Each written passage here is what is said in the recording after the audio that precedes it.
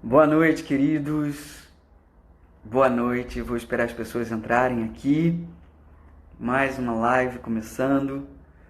Mais uma noite de pensamento, reflexão, espiritualidade, de paz, amor, harmonia e consciência nessa nossa quarentena, nesse nosso isolamento social. A necessidade de olhar para dentro. Estamos cada dia mais precisando de desenvolver atividades como essa, trabalhos que favoreçam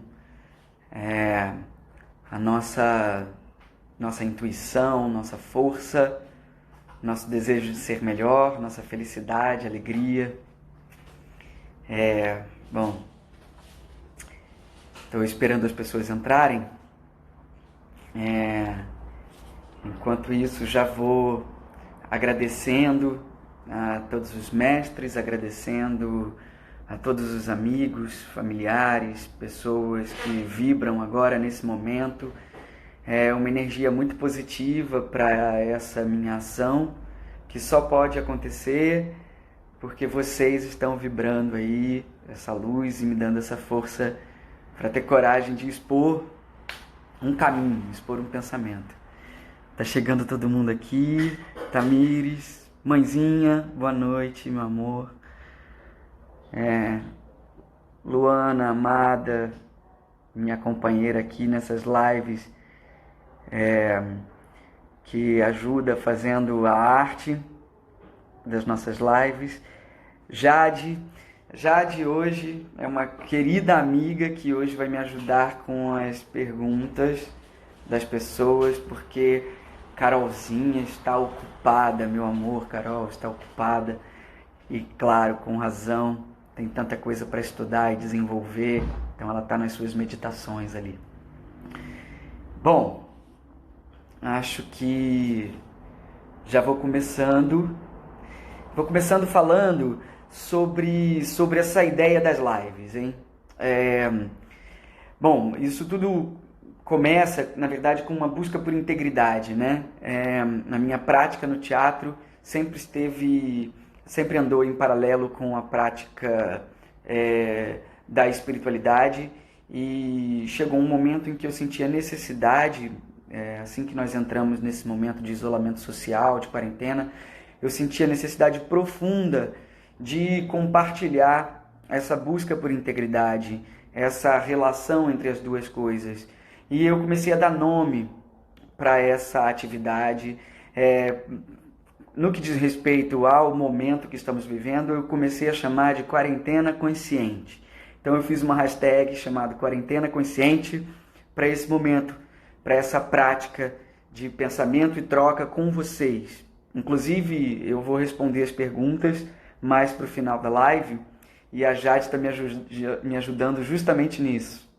Bom, eu chamei de quarentena consciente essa prática, essa ação de falar. Esse vídeo vai para o YouTube, então eu peço que vocês curtam lá no YouTube, curtam o meu canal no YouTube, Fábio Henriques, e como subtítulo do canal do YouTube e também como inspiração para esse nosso encontro aqui, para essa prática, eu comecei a dar o nome de Arte como Carruagem.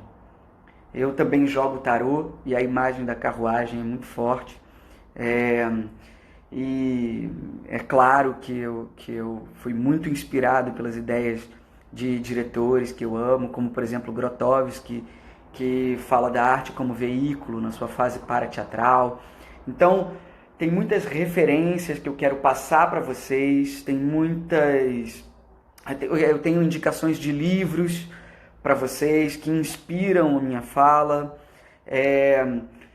Eu tenho que falar um pouco também sobre a live anterior, a live número 1. Eu comecei falando sobre o conceito de ego. Então a minha primeira live, que foi antes dessa, essa daqui é a segunda live, e o título dessa segunda live é Causalidade. Mas a primeira foi sobre o ego. E tem muito a ver com a arte como carruagem. Tem muitos conceitos ali, muitas referências que eu que eu trouxe para começar a desbravar esse território aqui de pensamento. Então vale a pena ir lá no YouTube e ver o número 1. Eu pretendo que sejam 10 temas. Então, a princípio serão 10 lives falando sobre arte e espiritualidade. Arte como carruagem. E tem muito a ver com uma jornada em direção ao nosso autoconhecimento. Bom, eu vou falar sobre os artistas que nos inspiram, já falei, vou indicar livros. E essa live de hoje é a live número 2 e o nosso tema é causalidade. Bom, eu senti a necessidade, senti que devia tirar uma carta do tarô para a nossa live de hoje. E saiu a nossa maravilhosa Rainha de Paus. A Rainha de Paus vai nos trazer energia, entusiasmo, ideais elevados, muito sol, muito solar. Ela é a grande atriz do tarô, né? E tem um feminino, e o feminino no budismo é ligado à ideia de sabedoria. Então, é isso aqui também o que estamos fazendo, uma prática de sabedoria, né? De acúmulo de sabedoria, acúmulo de méritos, que possamos dedicar o mérito da energia boa gerada pelas nossas práticas todos os dias a todos os seres sencientes, a todas as pessoas que precisam e ainda não acessaram, de alguma maneira, uma busca por um estado essencial, por felicidade, por amor, né? Então, dedico também esse trabalho a todos os seres sencientes. Enfim, então nossa live inspirada pela Rainha de Paus, com bastante energia e entusiasmo. Eu vou começar falando sobre causalidade. Bom, temos muitas inspirações, eu fui buscar em vários lugares referências sobre esse tema, causalidade. A lei de causa e efeito, que está presente no pensamento humano há muito tempo, há muitos anos.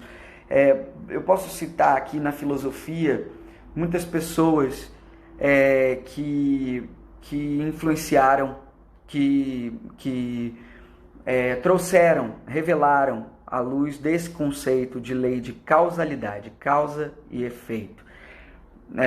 Mas eu vou citar por exemplo, Aristóteles falava sobre a ideia de causalidade e ele falava muito sobre causa material, causa formal, causa eficiente, causa final. Eram 4 olhares sobre a ideia de causalidade. Vale a pena ler Aristóteles e entender o pensamento desse filósofo. Não só ele, mas os pré-socráticos, os que vieram antes de Sócrates. A filosofia tem muita coisa interessante para ensinar para a gente. E tem uma página que eu sigo muito, que eu gosto muito, que é a página da Nova Acrópole. Então, dessas inspirações para a nossa live de hoje, uma pessoa que me inspirou muito foi a professora Lúcia Helena Galvão, que tem muitos vídeos dela no YouTube, às vezes fazendo palestras sobre capítulos de livros. Então ela pega um livro inteiro, capítulo por capítulo, e cada capítulo é uma palestra, sempre sobre filosofia, espiritualidade, autoconhecimento. Então a Lúcia Helena Galvão é uma inspiração.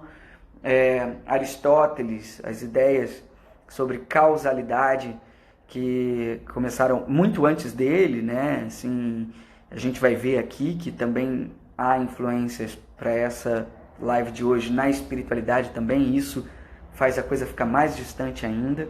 Mas outra influência, outra inspiração para esse dia de hoje é, por exemplo, a espiritualidade cabalística. Na Cabala se fala sobre causalidade.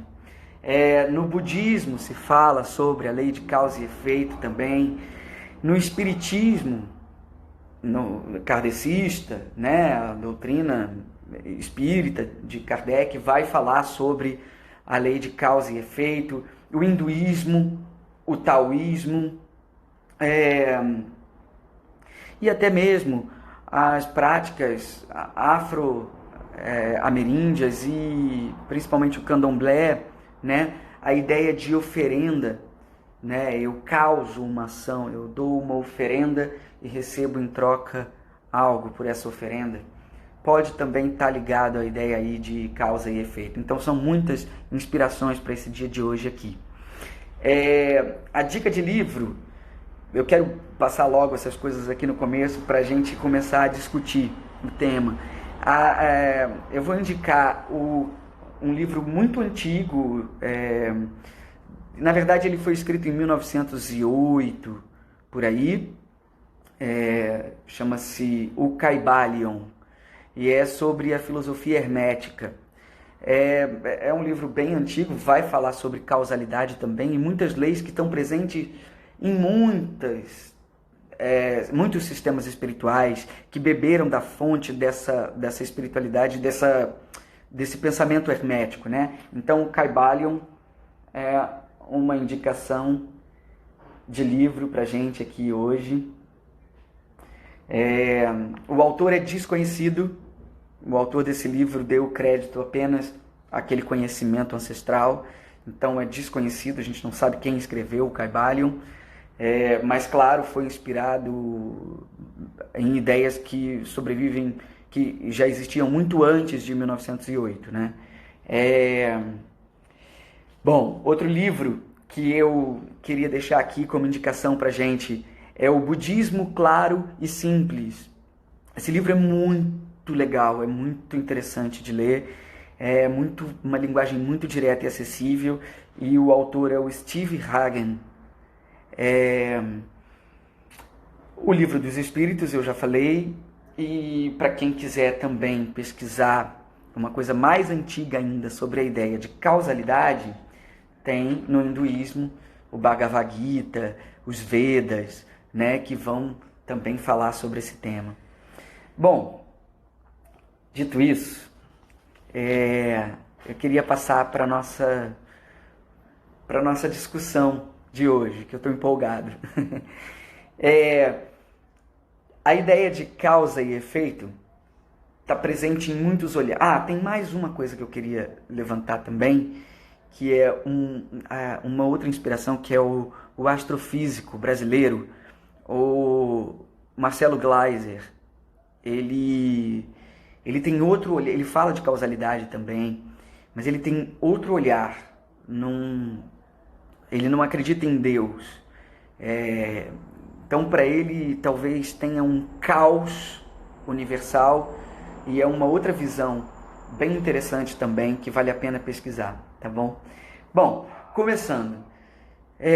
Muitos já ouviram falar sobre a ideia de karma, né? O karma significa ação, né? Então, quando eu causo uma ação, aquilo tem um efeito no mundo, afeta o mundo de alguma maneira, como num lago, quando eu atiro uma pedra e aquelas ondas vão se espalhando, né? Aquilo ali é um efeito de uma ação, de uma causa.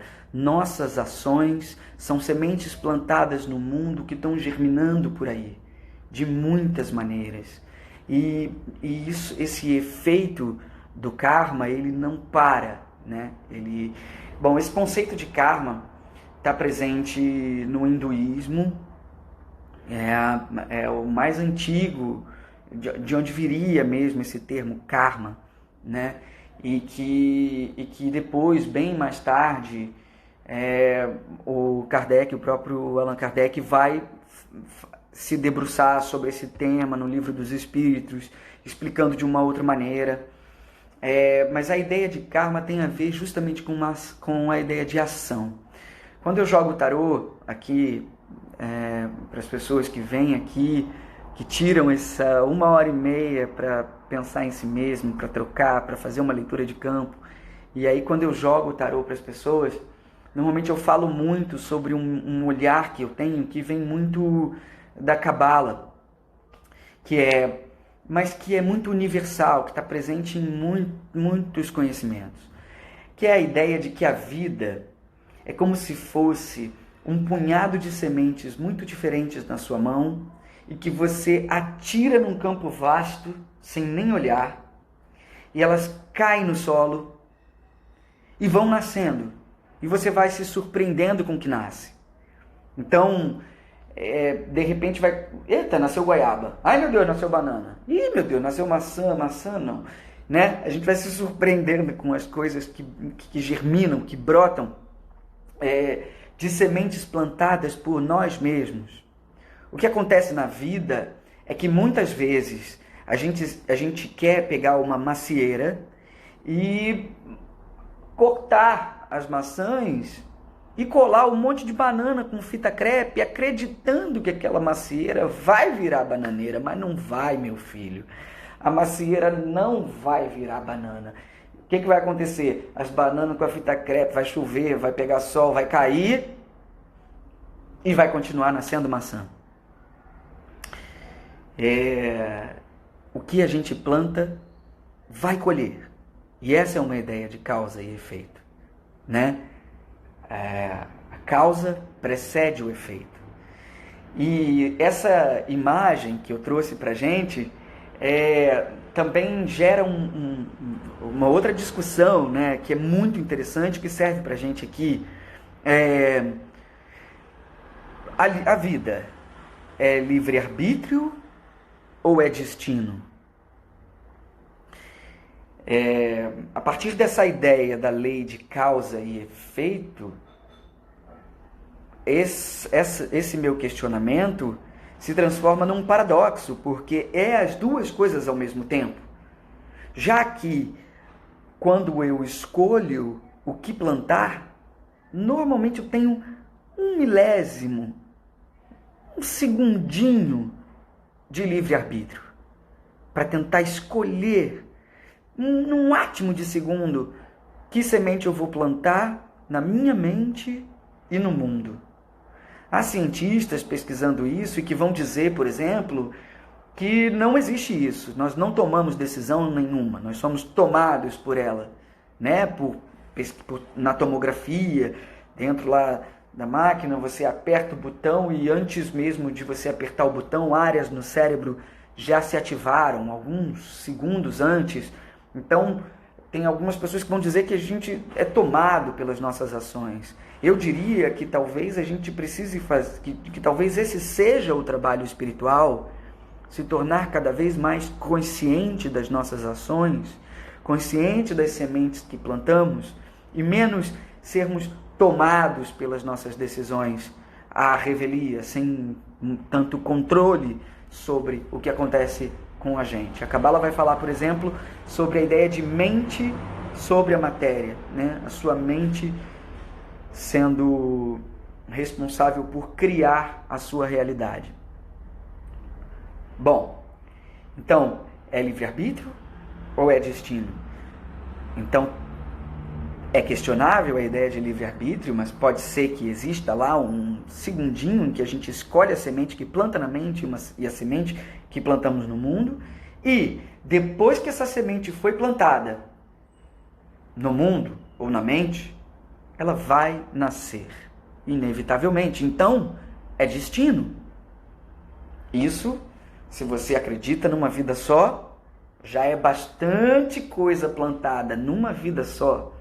Agora pensa se você acredita em muitas vidas, em reencarnação. Aí, a ideia de karma gera a necessidade de um trabalho pessoal com relação ao plantio e à colheita. E esse seria um trabalho espiritual muito forte, necessário para se fazer. Para os cabalistas, esse mesmo assunto vai ter uma palavrinha chamada tikkun, que significa correção. Então, dentro desse sistema espiritual, já vem atrelado à ideia de karma a correção dele e das vidas passadas, né? Porque também, dentro desse sistema espiritual, há a ideia de um Criador, de Deus. Então há um lugar onde se chegar, há uma referência. Tendo uma referência, tendo onde se chegar, então exige a necessidade de correção das vidas passadas para sermos cada vez mais a nossa essência luminosa. Tá complicado? Como é que tá até aqui? Bom, vocês podem deixar as perguntas aqui, a Jade vai me ajudar e eu vou responder no final. E aí você pode ter também a ideia de karma através do espiritismo, que seria a sua própria a alma da gente buscando aquela próxima vida necessária, aquela próxima experiência na existência humana necessária para você corrigir ações anteriores. Bom, a ideia de karma é mais ou menos por aí. Eu já dei aqui uns 3 exemplos, mas eu quero deixar uma mensagem para a gente também. E que mais importante do que... Esse tema não é um tema fácil, a ideia de karma, muitos homens estudaram muito, é muito profundo, tem muitas interpretações sobre a lei do karma, e de causa e efeito, né? Mas o que me interessa é ir em direção à nossa mensagem aqui. Seguindo, se eu acredito na lei de causa e efeito, o acaso não existe. Então, já não existe mais uma ideia de acaso que torna os acontecimentos e as existências, as situações completamente sem motivo pregresso, sem uma razão de existir, sem alguma troca com o mundo, simplesmente acontece, acaso. Então essa ideia de acaso, diz a professora Lúcia Helena, por exemplo, que se houver uma molécula de acaso, a ideia de Deus cai por terra. Porque não existe a fonte primária, não existe a causa inicial de tudo. Então, Marcelo Gleiser, por exemplo, vai dizer que não existe. Então ele acredita numa leve molécula de acaso, ou não sei, isso era uma pergunta boa para fazer para ele pesquisar mais a fundo. Mas o fato é que com a lei de causa e efeito, eu afeto o mundo. E isso é um plantio que gera uma colheita. Esse afeto e essa ideia de afetar o mundo e dos afetos que temos é muito presente na arte e muito necessária para o trabalho do ator. Estarmos cientes da ideia de ação no teatro, por isso a gente fala de ação dramática, e muitas vezes nós temos textos no teatro já escritos, textos dramatúrgicos, drama também quer dizer ação, né? Textos ali, e a gente vai decupar aquele texto, estudar aquele texto para trazer para um corpo físico as ações dramáticas presentes naquela obra teatral. Nesse momento, é muito necessário, por exemplo, entender quais são os verbos de ação que a sua personagem está causando sobre outra personagem. E assim nasce o diálogo, né? Então, afetar e ser afetado para um ator é algo muito necessário. Reagir a uma ação de um colega com um impulso reativo físico real e evidente para a plateia, diminuindo o tempo entre intenção e gesto, é um trabalho, um treinamento do ator. E aí eu quero aqui exaltar a arte teatral como como um celeiro de possibilidades, de práticas, de sermos íntegros e de autoconhecimento. O teatro é cheio desse treinamento, porque a exposição é primordial no teatro. Causar uma ação é primordial no teatro. Estar consciente da ação dramática que se causa em cena é primordial no teatro. Que exemplo maravilhoso para a vida. Que sejamos mais conscientes na vida, que sejamos mais conscientes nas nossas reatividades, que sejamos mais conscientes nos nossos julgamentos, tanto quanto tenho que estudar uma personagem. Na minha opinião, teatro tinha que ser estudado no primário, na escola, para todo mundo tinha que estudar dança, teatro, artes visuais, música, porque as artes, elas propiciam essa reflexão sobre si mesmo, esse olhar sobre si mesmo. Que triste um país que abandona seus artistas. Que triste um país que não dá valor a um território tão fértil para o autoconhecimento, para a vida e para o mais elevado do espírito humano. Humanizar-se é extremamente necessário e é o que temos projetado como sombra diante de nós na TV hoje, que nos entristece muito. Bom, seguindo. Se a prática da ação, do afeto e a consciência sobre o que eu causo volta, o que eu planto nasce, isso gera, se há esse pensamento, isso gera para nós a necessidade da reflexão do que está aí. E aí? E o que vem depois? O que eu faço com isso? O que eu faço com isso que eu sei? Eu diria que aí vem uma questão muito importante para o budismo, por exemplo, que é a busca pela felicidade.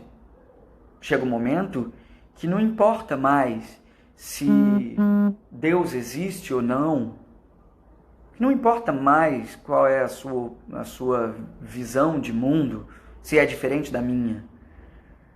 Importa sermos tolerantes com as diferenças. Importa, estou feliz, sou feliz, a minha vida é fértil, o meu impacto no mundo, como é o meu impacto no mundo, o que eu causo sobre as outras pessoas. E aí a ideia de julgamento, que eu falo muito na live número 1, sempre que eu julgo, provavelmente, se aquilo me incomoda muito, é porque eu estou projetando ali uma sombra minha, uma atitude minha que eu não consigo ver. Algo sobre mim mesmo que eu não quero ver, muitas vezes, porque é doloroso ver. E aí eu projeto no outro. Bom, e isso gera o exercício de projetei no outro, percebi que aquilo existe, como um dedo apontado, 3 para mim, percebi que aquilo existe, então aquilo também existe em mim. Se existe em mim e eu mudo dentro, imediatamente aquilo muda fora. E essa prática é uma prática ligada à ideia de felicidade. É esse próximo passo que eu estou nos propondo aqui. Tá? E muitos sistemas espirituais vão falar sobre esse próximo passo. Tem uma parábola, eu não sei se é budista ou hinduísta, eu não sei, mas de mestres que dizem que o ser humano é como um homem ou uma mulher que recebeu uma flechada no coração e ao invés de ir direto a um médico ou alguém para curar e tirar aquilo dele antes que ele morra, ele fica se perguntando, será que estava envenenado? Essa madeira que fez essa flecha, ela é feita de que madeira, essa madeira aqui? Essa pena, parece... E está morrendo. Enquanto está se perguntando sobre o ato. Quem foi que atirou? Quem foi que atirou? E o sangue se esvaindo. Então, muitas vezes a gente se debate em coisas que não são o essencial da vida. que é evocar o melhor dos outros, nos outros, e em nós mesmos.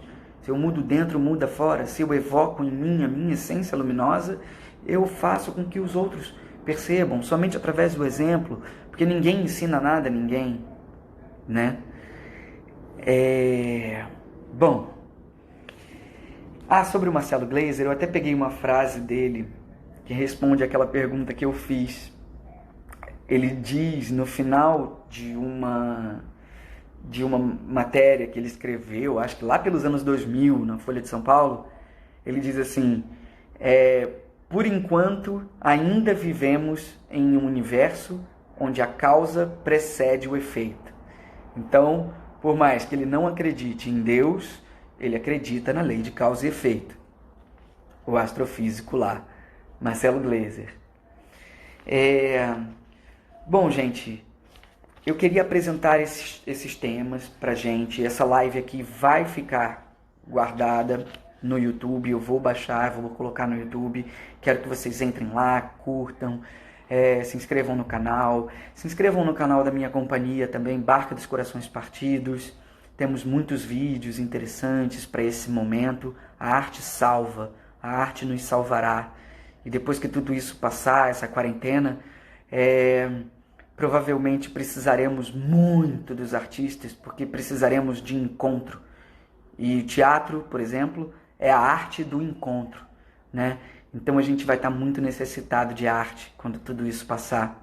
Desejo mesmo que a gente busque se autoconhecer, se autodescobrir e aproveite da melhor maneira o momento que estamos vivendo, tá bom? E quando sairmos daqui, busquemos arte, vamos atrás dos artistas. Então, curtam lá o canal da Barca, no Instagram, no YouTube, curtam o meu canal aqui no Instagram, no YouTube, e vamos que vamos criar um movimento de paz, amor, harmonia, felicidade, plenitude, gerar isso no mundo, né? Evocar isso nas pessoas. Tem alguma pergunta para eu responder? Deixa eu ver aqui. Jadezinha, deixa eu ver aqui. Tá tudo certo. Disse lá em cima: a arte faz refletir a essência e trazer o que há de mais verdadeiro. Isa Macieiro disse pra gente aqui: a arte faz refletir a essência e trazer o que há de mais verdadeiro. Eu gosto muito da palavra essência, sabe, Jade? Isa, existem muitas verdades, né? Muitas pessoas têm o seu conceito de verdade, muitas culturas têm o seu conceito de verdade, são diferentes, são distintas, mas eu consigo entender essa verdade que você fala, que é, na verdade, para mim, o essencial, né? Nossa essência. Eu acredito muito que o nosso trabalho aqui no mundo é retirar as cascas que impedem a nossa luz de brilhar, essencialmente como ela é. Ou seja, eu acredito que o ser traz em si tudo aquilo que ele precisa para se desenvolver, que ele já carrega potencialidades do que ele será, da melhor versão dele. Então, acho que a gente não ensina nada a ninguém, a gente já evoca coisas que já estão dentro da pessoa. E a arte e as ferramentas espirituais, a arte, os sistemas espirituais, a ciência, a cultura, são ferramentas que ajudam a gente a tirar essas crostas que impedem a nossa luz de brilhar. Mas esse ainda é um trabalho um pouco mais profundo, que é necessário, sim, o trabalho dos terapeutas, das pessoas dedicadas à cura, e para a gente curar nossas crenças limitantes, nossos traumas e questões que impedem essa luz de brilhar, né? Tanto o rei quanto o bobo da corte tinham a voz de Deus, a ação livre, sem ressentimento, má consciência ou culpa. Eles simplesmente agiam. Talvez seja um exemplo para a gente. Agir, simplesmente ser, né? E a arte é realmente isso, sim, Isa. A Cris diz que a sabedoria está no entre, entre a ação e a reação, entre o palco e a plateia, nos entres. Eu amo os entres. Cris, maravilhoso, isso só podia ter vindo de você. Eu amo os lugares de conexão, as pontes que podemos criar, porque elas nos trazem de novo para essa essência, né, Isa? Para esse lugar essencial do que somos. E criar pontes é muito mais necessário nesse momento do que criar separação. O julgamento separa.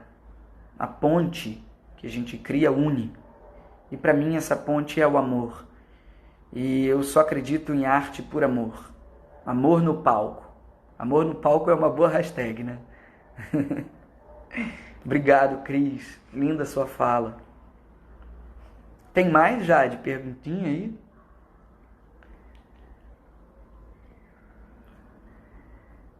Tem mais alguma pergunta pra gente?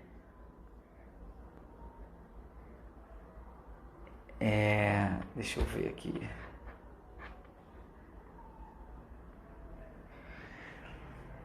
Bom, enquanto não vem uma outra pergunta, eu queria falar um pouco sobre a busca pela felicidade e sobre o budismo que eu citei aqui. E é bem interessante, eu falo sobre isso na live número 1, como a causa e efeito estão presentes no cerne do que o Shakyamuni Buda disse, né? E é uma história genial do Buda, né? O nosso Buda histórico, o Siddhartha Gautama, né? Que quando ele entende um negócio, ele virou a chave, ele despertou, vamos dizer assim, a primeira coisa que ele falou em praça pública foi: verdade número 1, e aí vem a ideia de verdade, Isa. Verdade número 1, o sofrimento existe. Verdade número 2, se ele existe, ele tem causa. Verdade número 3, se ele tem causa, eu posso conhecer as causas do sofrimento. Verdade número 4, conhecendo as causas do sofrimento, eu posso cessá-lo. E aí ele ensina o caminho do meio, na quarta e última nobre verdade. É muito lindo, né? É muito lindo, porque já é não só a constatação da causalidade, mas é a aplicabilidade, é a resposta do... E agora? Faço o que com isso? Né? Deixa eu ver aqui. A Denise está perguntando quando será a próxima live.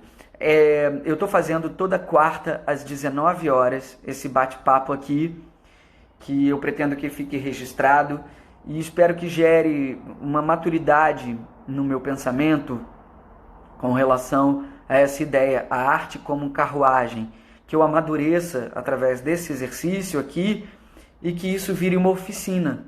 Um dia eu quero que isso vire uma oficina e que a gente possa perpetuar uma ideia da importância da arte para o autoconhecimento, né? Rituais para entrar... Ah, sim! A Jade está perguntando se eu tenho rituais para entrar em cena. Bom, eu tenho uma oração cabalística que eu acho belíssima, belíssima. E ela é em hebraico. E ela é muito forte energeticamente. Eu gosto muito dessa oração. Independente da cultura e da cultura, eu não sou de família judaica, né? Mas eu acho muito linda essa oração. É o Anabekoa. Então eu faço o Anabekoa antes de entrar em cena.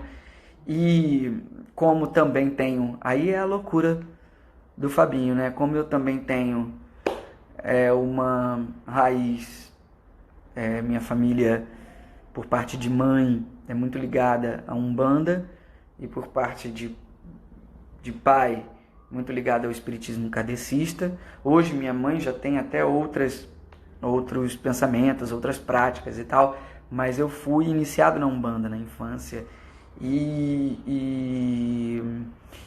a minha avó também foi uma influência muito forte. Bom, aí, como tem esse lado na minha vida, eu normalmente boto a cabeça no chão do palco. Então eu abaixo a cabeça no palco. Sempre que eu vou pisar num palco novo, eu faço uma prostração para o palco. Para mim é um território sagrado. Então são esses dois rituais que eu faço. O Anabecoa, e eu coloco a cabeça na madeira do palco, no tablado, como agradecimento. E no final da peça, eu ponho a mão no chão, também como uma forma de honrar todas as pessoas que passaram ali antes de nós. Porque é isso, né? Quando o ato teatral, ele é um ato mitológico. A cena é como se fosse a primeira vez na humanidade que aquilo estivesse acontecendo. Então é um ato mitológico. É como se a gente abrisse uma linha no tempo e espaço, e isso une todas as pessoas que foram fazedores de arte, que fizeram isso. É uma tradição ancestral, e muitas vezes uma tradição oral, não cientificista, mas oral. É muito próximo do ritual. Então é muito importante ter seus rituais, sim. E outro dia eu ouvi um termo lindo, teatro como oferenda. Gosto muito desse termo, vou roubar para mim. Foi o Fábio Fortes, do Niterói em Cena, que me perguntou isso. Bom, queridos, estamos chegando no final dessa live. Se não houver mais nenhuma pergunta, eu quero deixar... Deixa eu ver aqui, peraí. Gente, uma amiga da Praça Seca, de quando eu morava em Jacarepaguá, na Praça Seca. Que linda, Aninha Santana. Um beijo imenso. Tati, maninha, querida, amada, um beijo imenso. Martinha, Regina, Faísca. Tá todo mundo aqui, só gente linda. Cris, Jade, Amores, Luana. Queridos, muito obrigado, muito obrigado. Bom, vou encerrar essa live. Desejo luz, felicidade, amor, plenitude, que todos nós possamos usar esse momento. Mamãe, mãezinha, e eu, minha mãe perguntou. Ai, meu Deus, saudade.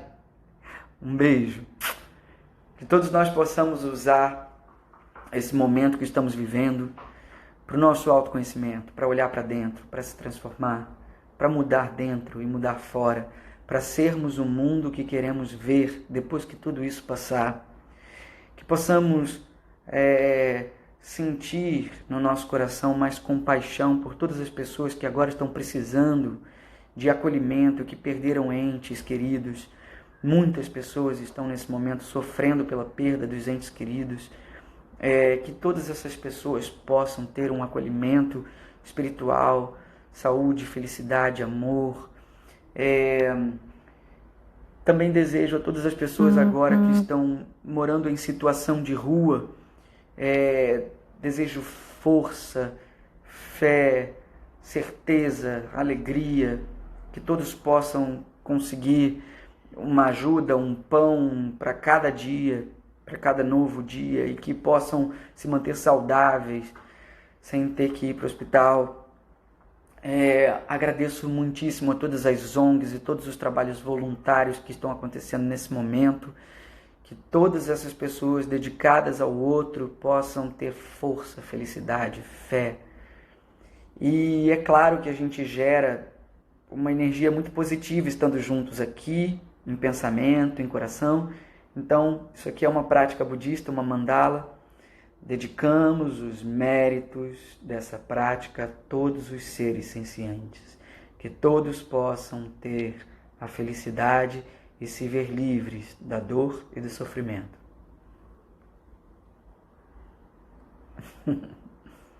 Boa noite, amados. Fiquem bem. Um beijo a todos.